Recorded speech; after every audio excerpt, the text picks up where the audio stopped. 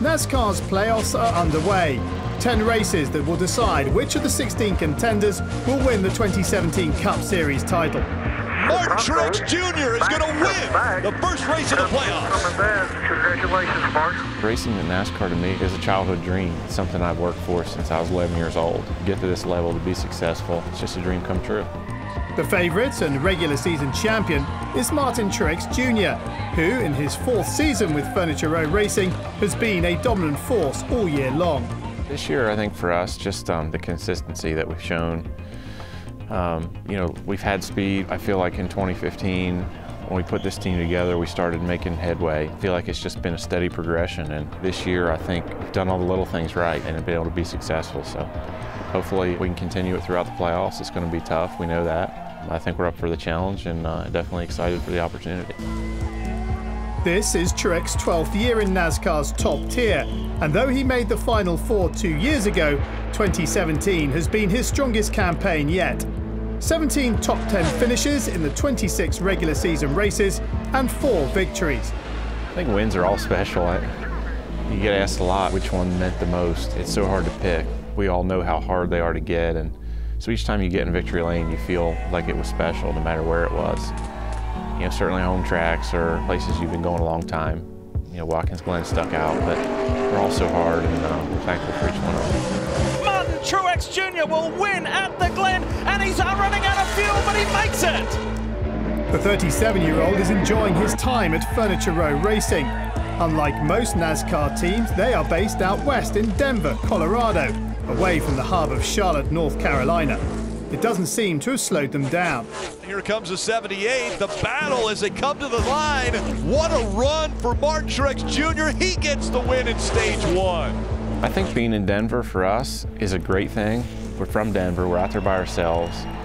Not a lot of distractions, a super close-knit group of guys work on our team.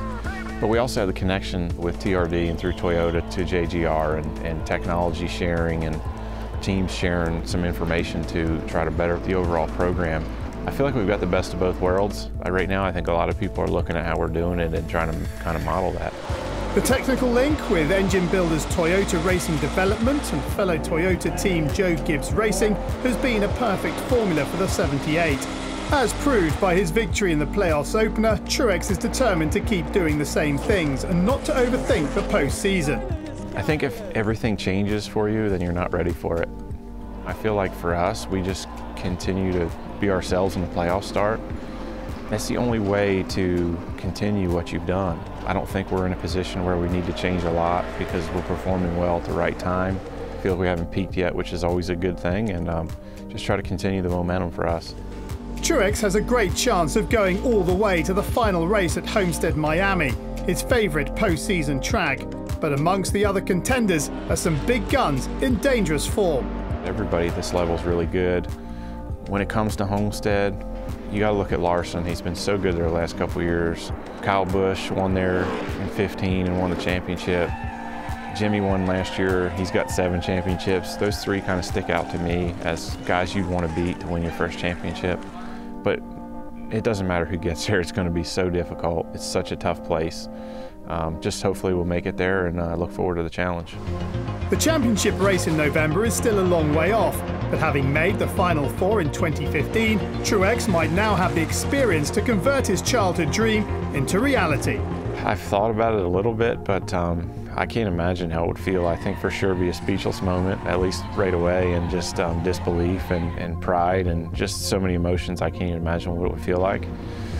I usually stay down there for a couple days, so would probably have to try to talk my team owner into keeping our whole team down there for at least a day or two, and get a big boat, go out on the water, do some fishing, and celebrate. It'd be awesome.